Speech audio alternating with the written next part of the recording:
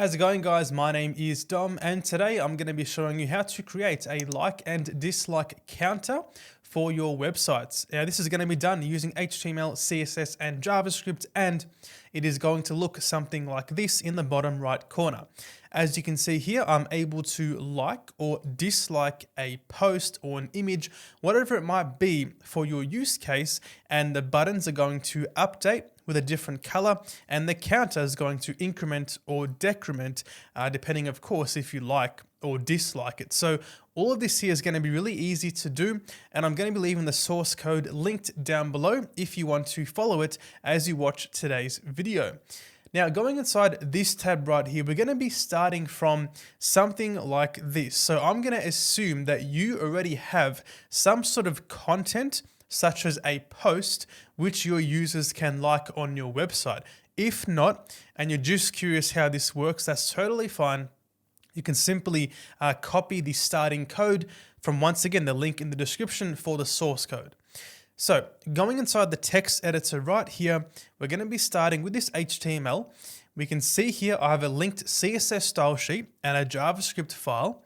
And I've also got a div with a class of post to represent a single post, which of course can be liked or disliked. And I've also got an image inside of that, a post-image as the class name. Now, it's also worth pointing out that I've got an ID called a post ID on this. This right here is going to come in handy later on once we get to the JavaScript, but it's worth mentioning that I've got some sort of ID associated with this particular post, okay? Going inside the CSS file, it is relatively empty aside from some of the starting code. To make it look a little bit nicer, just a font and some width on the post and the post image, and the JavaScript is of course quite empty. So let's begin with the HTML for the like and dislike counter. So the very first thing to get out of the way is going to be to include the Google Material Icons library so we can actually make an icon, the thumbs up or thumbs down, appear on the page. So I'm going to be leaving this also linked down below, fonts.google.com/icons. Now you can use material symbols if you're familiar with it, but I'm going to stick to material icons as they're more well known in the community. They've been around for longer. It's going to make it a lot simpler, but you can of course use symbols if you like. Now, for this here, I'm going to also choose the field icon type and then search for thumb underscore. And we have a thumb up and a thumb down icon. Now, you can of course choose outlined if you want, or rounded and sharp, whatever it might be, but I'm going to use field. Now, I'm going to choose field here, then click on this one, and it's going to tell me instructions on how to include the library on the website. I'll open this up here in the new tab, and from this page here, I'm going to simply copy this setup method number 1 and paste it inside the head of my HTML. And just to make it a bit larger for you guys, I'm going to go back to the previous page and just zoom in. So it looks something like this. So copy this one, and now your icons are going to be available to use, which means back on this page here, if I copy this span HTML code and paste it inside my body, just below the image, I'll save this, go back in the browser here, and we have the icon being outputted on the screen. So that verifies that the icons have installed correctly. So now we can move on to the actual HTML required for the actual, thumbs up, thumbs down, and the counters next to them. The way it's going to work is underneath the image, we're going to have a div with a class of post-ratings container. And this here, as the name suggests, is going to hold both the ratings for a like and a dislike. And these ratings consist of both the icon and the actual numeric counter. So we're going to say here post-rating as another div inside here. And within this, like I said, you got the thumbs up and you also have the actual numeric counter. So we'll say here span with a class of material-icons and then thumb underscore up. And I'm also going to include a second class called post-rating-button. So we have post rating button and we have material-icons as the class name there. let's make another span with a class of post-rating-count. And this here is going to be 0 by default. Of course, if you like, you can somehow inject your current number of ratings for the particular post on your website. But for simplicity here, I'm going to make this 0 to start off with. Now, if I save this, go back in the browser, we get something like this. So it's sort of coming together so far. Going back inside the HTML, I'm just going to copy the code for the post rating. So making a second div here. And this one is going to be for the dislike button. So we're going to say here thumb_down. And I'm also going to keep, of course, the exact same spans and the class names. That's perfectly fine. So I'll save this, go back in the browser, and we have this right here. So it's all looking pretty good so far. But now, of course, we need to apply some CSS to make it look a lot nicer. So when it comes to the CSS for the like and dislike button, we're going to start with the post-ratings-container. So for the main container, we're going to make it a display of flex, a justify content of end, and lastly, a padding of 12 pixels top and bottom and 0 for left and right. I'll save this, go back in the browser here. Now I'm just going to inspect what happens. So we can see here that the actual icons themselves have moved to the end of the container. You've also got the green padding on the top and bottom, as you can see right there. And that's all we've done. So we're able to push that to the right side. And it also means that, these two things here are their own standalone sort of divs, and we can then now treat them individually. So going back inside VS Code here, we can now move on to styling up those individual post ratings themselves. So we can say post rating as the class here.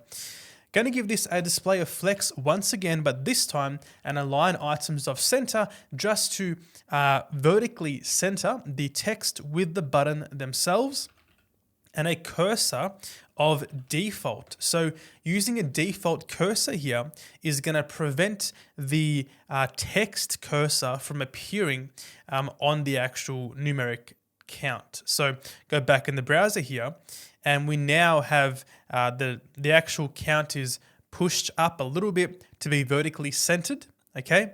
But also there is no text cursor, so the straight line with the top and bottom lines across that, there is no text cursor when hovering over the count, because of course you wouldn't expect users to actually go ahead and select the text. You'd want to just keep it as the default cursor. So we've done that there, and it's looking pretty good so far. However, we need to include some space between these ratings. So let's copy the post rating class, then say :not, then say :last dash child. So for every post rating that is not the last one, in other words, for the like rating, we're going to say a margin right of 12 pixels. Save this back in the browser, and we have a 12 pixel gap between the like and dislike sections.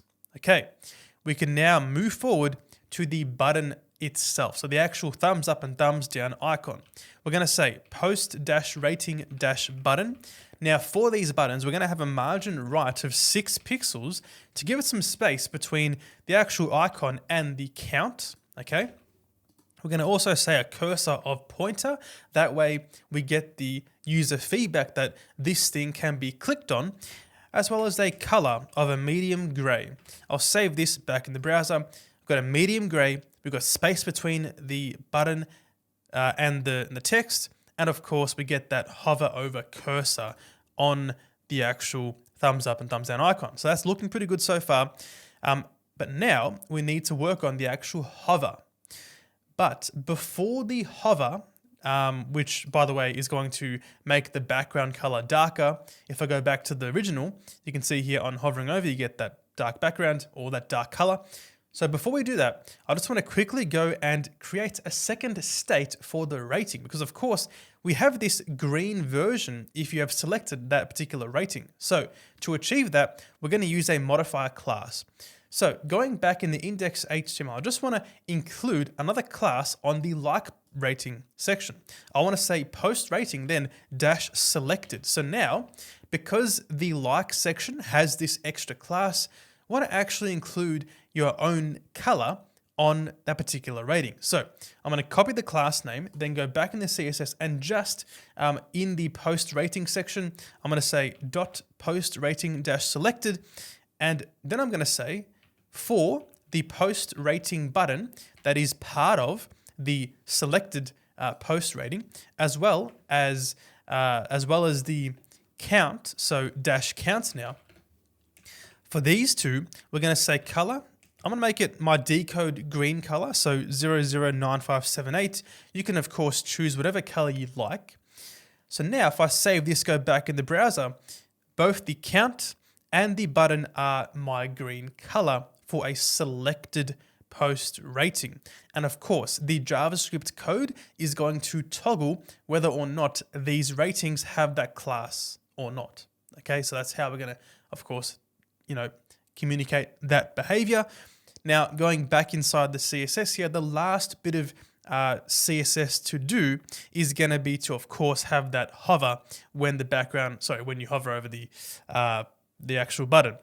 So to achieve that, we're going to say, look, post rating : not, then we're going to say dot post rating selected. So we're saying here, look, I want to choose any post rating that is not selected. In other words, if you have the like selected, this targets the dislike. If you have the dislike selected, it's going to target the like. So we're now going to say post rating button : hover. So to make this in English, I would say, okay, get me the non-selected rating, then get me the button inside of that. And when that button is hovered over, we're going to change the background color, or the color, to be a black. So I keep using the term background color. I apologize. What I mean is the actual color of the button. So we can make it black. I'll save this, go back in the browser. Now if I hover over this, it turns to a black. If I was to refresh, or my mistake, if I was to remove the selected state from the like one, go back in the browser, now they both are able to have that background color, that color change. Okay, we have everything set up for the HTML and the CSS. The last bit's going to be the JavaScript. Now, this is where things are going to get very dependent on your own situation. So I can't tell you exactly how you're going to communicate with your backend to submit a like or a dislike. I can't control the existing structure of your code or your application. So what I'm going to do is I'm just going to give you a simple example of how you might go about actually getting these buttons to work. And of course, you can take inspiration from this and you can try to follow it yourself if you like. But again, it's going to be hard to tell you exactly what to do, given everyone's situation is going to be a little bit different. So what I'm going to do here is I'm going to begin by essentially making this work on a per post basis. So going back in the HTML here, I have this single div with a class of post. So this is a singular post. I might have 3, 4, 5, 6 posts on the website. And for every post, I want to activate both these buttons. Okay? Now, going back inside the JavaScript, I'm going to say document.querySelectorAll. I'm going to select every single post on the website by providing a class name of post. Okay? Then I'm going to say dot for each. So for each post, okay, I want to do a couple of things. Firstly, I want to get the post's ID, because the post ID is going to be important for when it gets sent to the backend to say which post would you like to like or dislike. So the rating is bound to the post, which is why the ID is required. So I'm going to say here const post ID equal to post.dataset dot post ID. Now, this particular line of code here is going to simply select the data dash post ID attribute. So in this case here, it's going to be 7712 as the value. I'm then going to say const ratings equal to post.query selector all and select every single post rating within this post. In other words, it's going to select a list of both the like and dislike buttons, right? Now, I want to clarify here that when I say like and dislike buttons, I'm referring to the actual container, which contains both the button and the count. So we're getting basically this thing and this thing for every single post, and they're inside here. Now, I'm also going to get the like rating for reference, and this here is going to help us determine whether or not a rating is for like or dislike. So you'll see more on this very shortly, but for now, I'm going to say like ratings is going to be equal to ratings at index 0. So the first rating is going to be the like rating. It appears first in the list. If you like, it may be better to instead have a specific class to say this thing is the like rating and this is the dislike rating. But I want to keep it a bit simple and just use the index instead. But like I said, you can use a different class for it. Now, I've got these three things. How do we now make the buttons work? Well, we're going to say ratings.forEach, then say rating. So for both the like and dislike rating, we're going to firstly get the button itself. So button equal to rating.query selector, then select the class of post-rating-button. Let's do the exact same thing for the count itself. Now, the reason why we need these two here is because one, well, I want to be able to have an event listener for the click event on the button. And I also want to increment the count if I click on a like or dislike. So I'll say here console.log button and console.log count just to see where we're at. I'll save this, go back in the browser, go in the console, and we get this right here. For the first rating, okay, I get the thumb up and I get the count. Next one, I get the thumb down and I get the count. So that's working perfectly fine. We have two iterations of that main loop, of course, giving us these two elements per iteration here. Okay, perfect. Now we're going to say button.addEventListener. When the button gets clicked on, we're going to essentially make a call to an API. So I'm going to be using the async keyword here to give me an async function. And this is going to simply, like I said, make a call to an API. So I'm going to say here, const like or dislike equal to, then say like rating equal to rating, then give it a like, otherwise give it a dislike. So right here, all we're doing is we're checking if this current rating is the like rating, then give me a string with like as the text, otherwise give me a string with dislike as the text. And this here is going to be part of the request to, of course, submit that rating. I'm now going to say const response equal to await, then say fetch. I'm going to make an API call here to a fake API and say here using template string, so the backticks near the one on your keyboard here, as you can see, I'm going to say /posts, then provide a substitution here.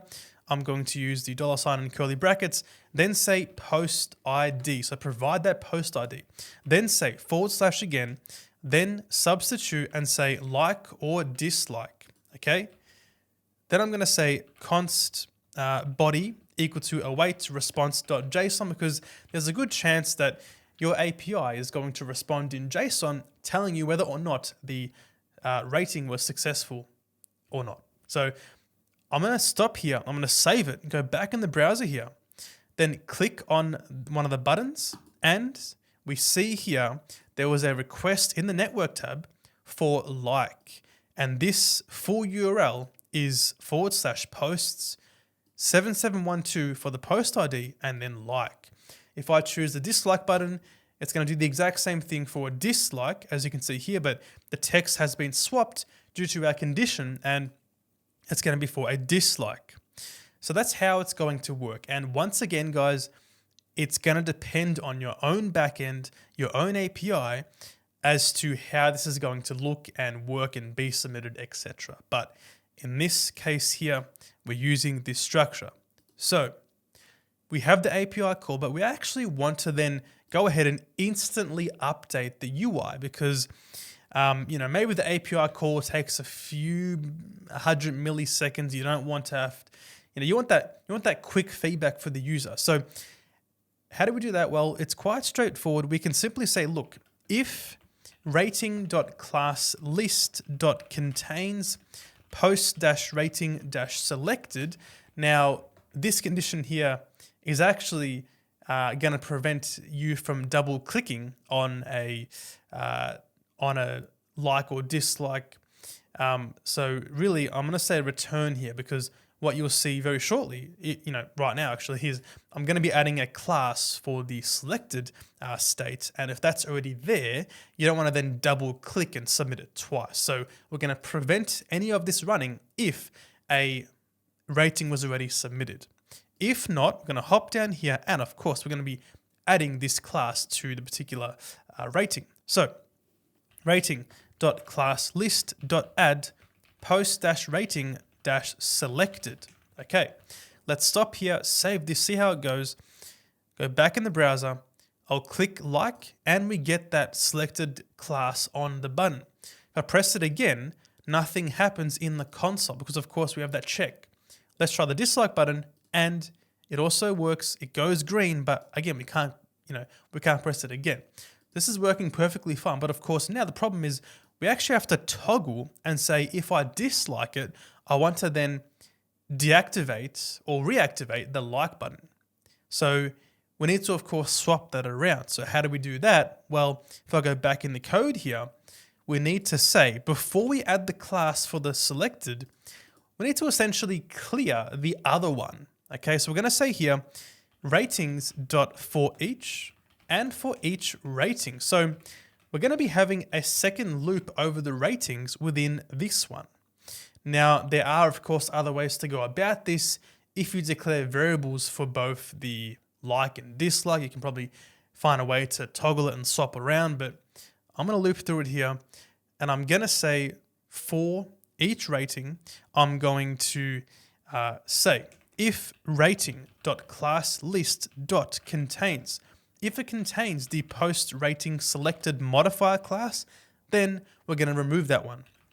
Rating.classList.remove and remove the post-rating selected, just like this. I'll save this, go back in the browser. I'll click one of them, click the other, and it swaps around, and I'm able to like and dislike and so on. And the calls to the API also still work. Let's also now increment or decrement that count. So going back inside here now, we're going to say, if this thing contains a selected modifier, we're going to say const count equal to rating.querySelector and select the post-rating-count class. So get me the count element for this particular rating in this loop here. Then I'm going to say count.textContent equal to, then interpret the existing number. So count.textContent, interpret the existing value as a number, then say subtract 1 from that. Okay? Now, you want to probably prevent against zeros, but I'll save this and go back in the browser here. If I like, then I dislike, that goes -1. Keep doing it, and it's being decremented, right? However, I want to say here, look, give me the math.min out of 0 and this, which now means it's going to guarantee at least 0 for that value. Go back in the browser, and now it's going to, my mistake, maybe not. Let's see why. Math.max, my mistake. So it's going to guarantee at least 0 for this value. Try again, back in the browser, and it's not going to -1. That's good, right? So now go back inside the code and actually increment that count for your likes. Okay, so for this up here, I'm just going to say count.textContent equal to number count.textContent once again plus 1 this time because of course we want to increment the number when it gets liked. So I'll save this back in the browser and we are basically done. I'll click this button and it goes up by 1. I'll press the other one, it goes down by 1, but of course this one then goes up by 1 and it's all working perfectly fine. So that is your like and dislike buttons using HTML, CSS, and JavaScript. If you guys learned something, make sure to drop a like and subscribe to the channel, and I'll see you in the next video.